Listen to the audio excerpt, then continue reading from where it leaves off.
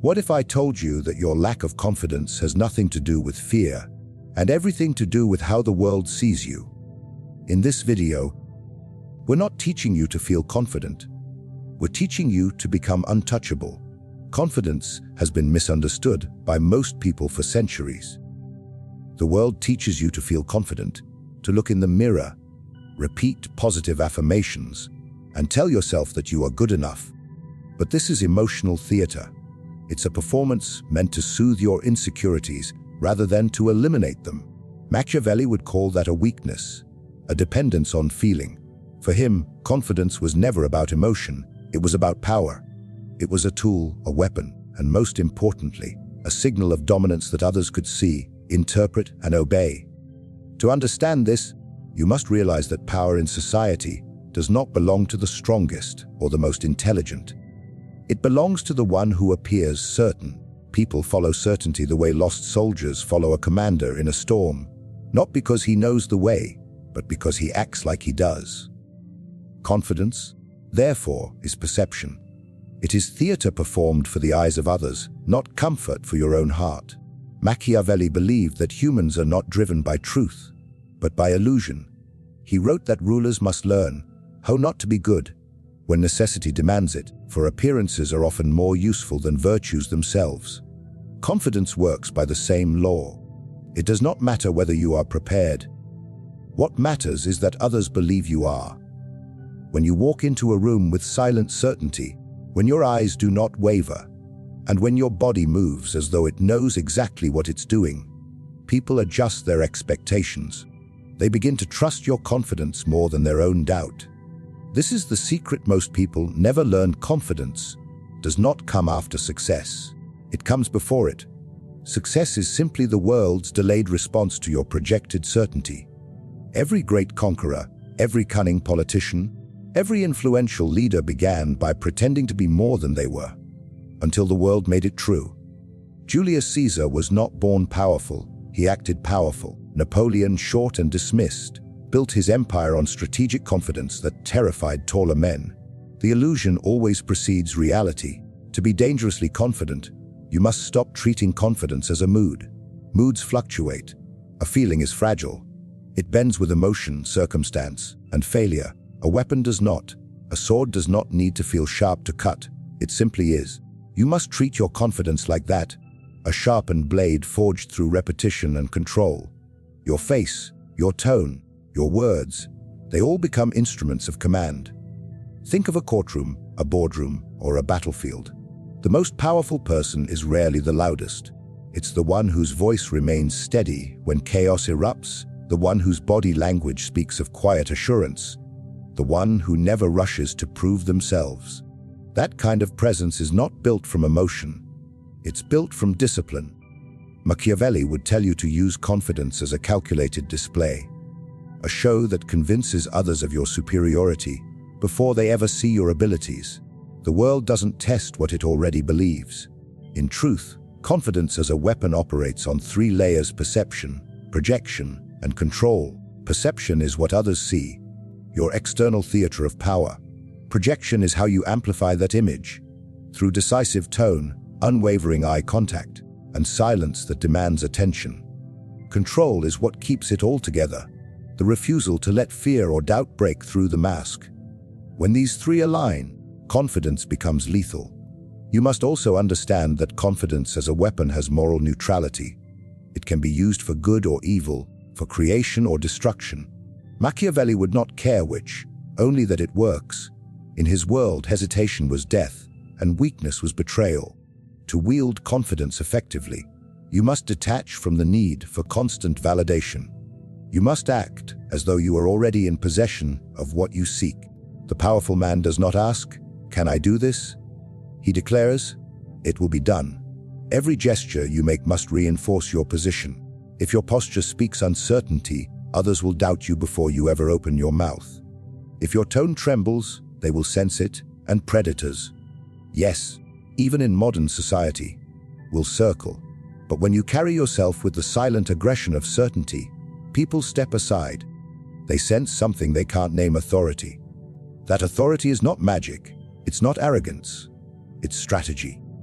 Machiavelli would tell you that in the game of human perception, it is better to appear confident and be wrong than to appear uncertain and be right, because the one who appears confident controls belief, and belief controls outcome.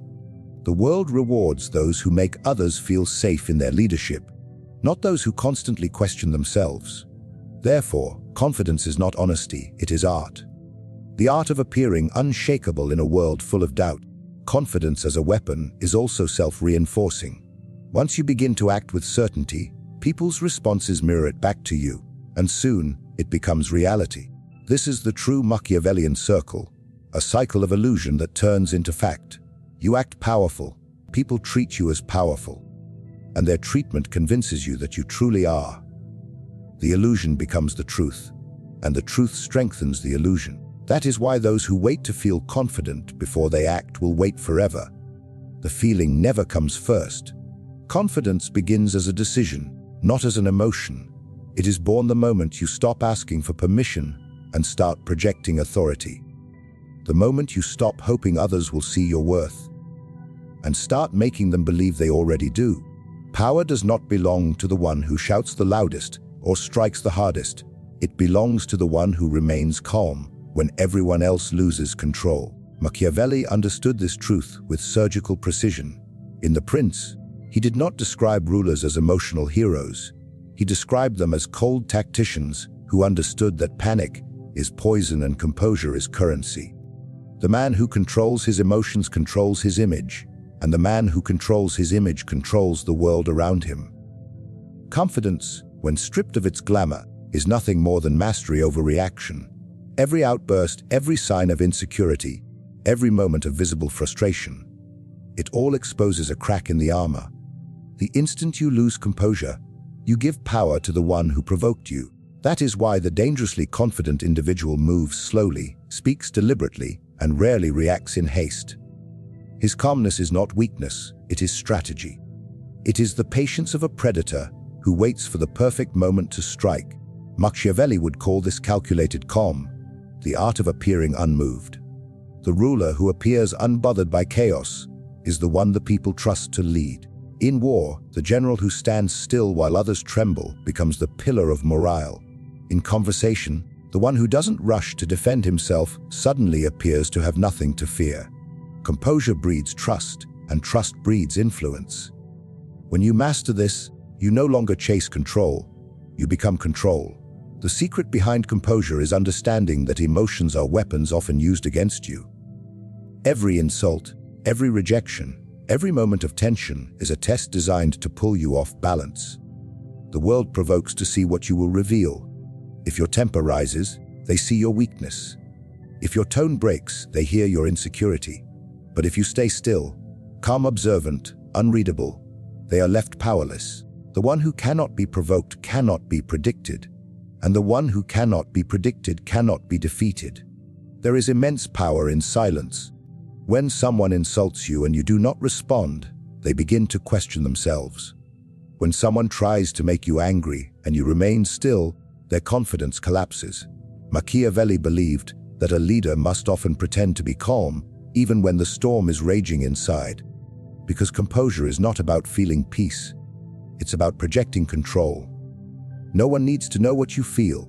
They only need to see what you choose to show. To live this way, you must learn emotional discipline as if it were warfare. Every human interaction is a battlefield where those who act impulsively fall first. The Machiavellian mind studies before it reacts. He listens to the tone of others, not just their words. He measures their intent, not just their emotion. And when he speaks, his words are not answers, they are moves. This level of composure transforms conversations into strategy and conflict into opportunity. In a world addicted to reaction, composure becomes rebellion. Everyone is quick to argue, to prove, to display their feelings in the name of authenticity. But authenticity without control is chaos. Machiavelli would argue that emotion must serve intellect, never dominate it. The confident man uses emotion as fuel, not direction. He may feel anger, fear, or passion, but he releases them only when they serve his plan. A calm exterior hides a mind that calculates every consequence before taking a step. Consider how easily people surrender control. A single insult can change their tone. A minor inconvenience can destroy their patience. A disagreement can make them defensive. This is the behavior of the weak, those who live as slaves to external forces. The dangerously confident person, however, reverses the equation. He becomes the one who influences emotion in others while remaining unaffected himself. His calmness irritates the unstable. His silence intimidates the loud. His patience disarms the impulsive. There is also a psychological truth hidden within composure. Humans instinctively look to the calmest person in a crisis for guidance. When panic spreads, they search for stability, for the one who seems to know what to do. Machiavelli understood that by mastering composure, a man can rule without force. His presence alone becomes the anchor others cling to. They trust him not because he is always right, but because he is always steady. Composure also reshapes how people perceive your value. When you refuse to react quickly, others assume you are considering something greater than they can see. Delay, silence, and stillness create the illusion of depth. Even in conversation, a moment of pause can make your words appear heavier, more deliberate, more intelligent. This is not manipulation, it is human psychology. The one who speaks instantly appears emotional. The one who waits appears wise. Machiavelli would tell you that composure is a form of warfare. Invisible, psychological warfare. The calm man makes his enemies reveal themselves. He allows them to overplay their emotions, expose their intentions, and exhaust their energy. By the time he acts, they are already vulnerable. This is why impulsive men fall easily, while composed men rise quietly. The battlefield is mental long before it is physical. To achieve this level of control, you must first detach your sense of self from your immediate emotions. You are not your anger. You are not your fear. You are the one who observes them, measures them, and decides whether to release them or store them. Composure does not mean suppression. It means ownership. When emotion serves you, you are its master. When it commands you, you are its servant. True composure is not the absence of feeling, but the mastery of timing. The confident man knows when to speak and when to stay silent, when to act and when to appear idle. He knows that even stillness can be a move. The world expects you to react. When you don't, it loses its script. Suddenly, others must adapt to you. That is the moment when control shifts. This is the Machiavellian secret behind composure. Calmness is not peace. It is dominance disguised as serenity. Every second you remain composed while others tremble is a silent victory, a transfer of unseen power. Those who panic lose clarity, and those who lose clarity lose control. The one who remains calm dictates the pace, the tone, and ultimately, the outcome. There is a fundamental truth that most people refuse to accept. The world does not reward those who seek to be liked. It rewards those who command respect. Niccolò Machiavelli, the master of political realism, wrote that it is better to be feared than loved if one cannot be both. Yet the word feared is often misunderstood. He did not mean cruelty or tyranny. He meant presence, the kind of power that makes others think twice before crossing you. Respect, not likability, is the foundation of true confidence. Modern society glorifies being liked. People shape their words, hide their opinions, and sacrifice their boundaries just to maintain an image of being agreeable. They fear rejection more than they fear weakness. They would rather be accepted than be respected. But the one who is too eager to please becomes invisible. When your desire to be liked governs your actions, you give away your authority piece by piece until there is nothing left but a mask that others control.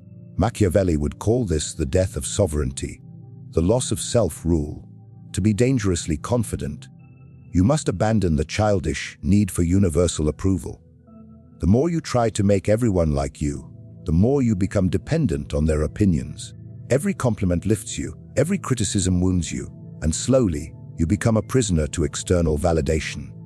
Respect, however, operates differently.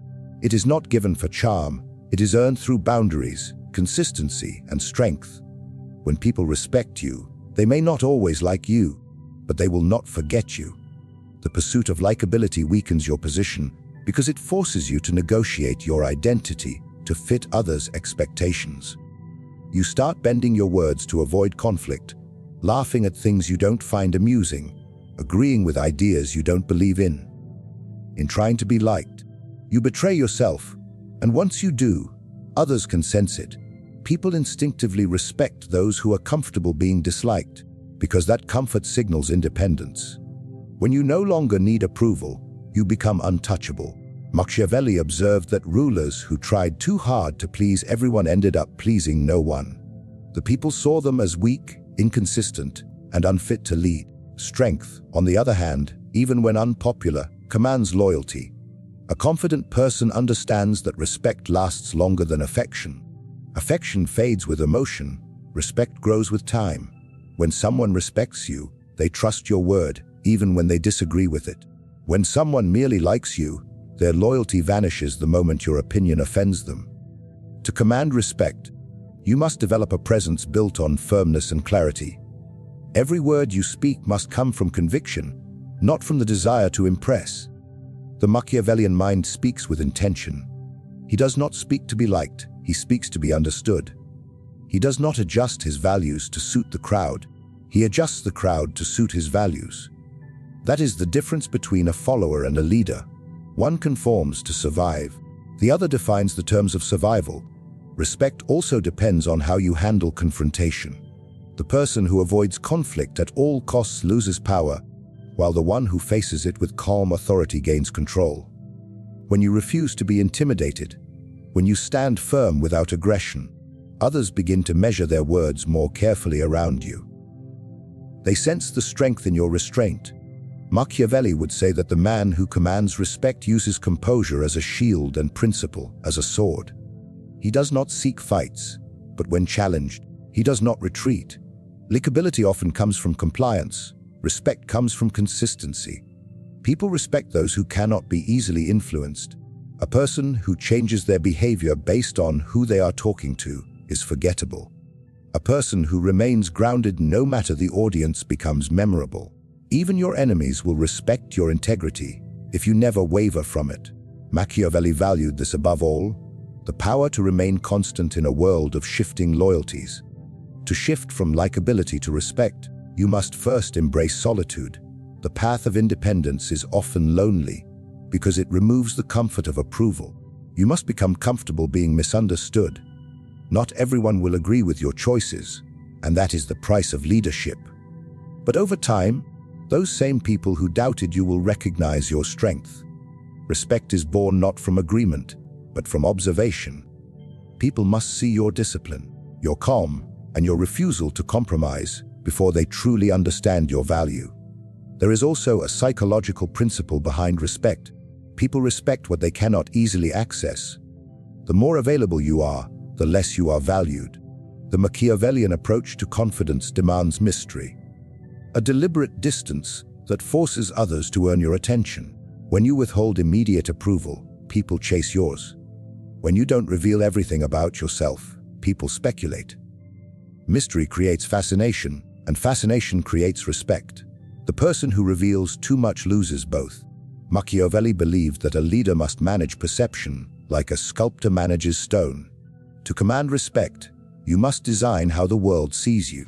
Every gesture, every silence, every decision contributes to your image. If you constantly explain yourself, you weaken the power of your presence. The truly confident man does not justify, he declares. He does not chase validation, he sets the standard by which validation is measured. The world bends toward those who define their own worth. Respect also requires selective generosity. The confident man is not rude or arrogant, but he gives his approval sparingly. Compliments from him carry weight because they are not cheap. When he praises someone, it feels earned. When he disapproves, it carries consequence. This control over approval gives him authority. Likable people give validation freely. Respected people make validation meaningful. In the end, likability is fragile because it depends on emotion, and emotion is unpredictable. People like you for what you give them. They respect you for what you stand for. The Machiavellian man understands that respect creates influence without effort. It compels obedience without force and loyalty without demand. Respect is quiet power, the kind that does not shout, but makes others listen before they speak. In a world that never stops speaking, silence has become the rarest form of power. Those who cannot stop talking reveal their intentions, expose their weaknesses, and surrender their advantage before the battle even begins. Niccolò Machiavelli understood that words are weapons, and like all weapons, their strength lies in how sparingly they are used. A ruler who speaks too much becomes predictable, but a ruler who measures every word commands both attention and fear. Silence, when used with precision, is not emptiness. It is dominance concealed beneath restraint. The dangerously confident person knows that true strategy is hidden behind silence. Every reaction, every opinion, every unnecessary word can become ammunition in the hands of an opponent. Machiavelli wrote that a wise prince should learn to disguise his intentions, for power thrives in uncertainty. The moment others can read your mind, they can shape your fate. Silence protects the inner workings of your thoughts. It keeps others guessing, while you remain in control of the narrative. The less people know about your plans, the more powerful those plans become. To master silence is to master timing. Most people speak because silence makes them uncomfortable. They fill the air with noise to avoid appearing unsure, but in doing so, they show exactly what they are thinking. The Machiavellian mind, however, thrives in quiet. He uses pauses as tools, allowing others to reveal themselves first. When you let others speak freely, they expose their fears, desires, and intentions. By saying nothing, you collect information. By observing, you gain an advantage. Silence becomes surveillance, listening becomes strategy. The silent individual often controls the rhythm of any interaction. The talker spends energy, while the listener stores it. In every negotiation, the person who speaks less holds the upper hand. The other feels compelled to fill the void, to justify, to explain, to please. This natural discomfort gives the silent man control without effort. He forces others to reveal their hand while keeping his own concealed. Silence, in this way, is not passivity. It is the highest form of manipulation. Machiavelli would tell you that silence also shapes perception. The fewer words you use, the more weight each one carries. People assume that the quiet person must have great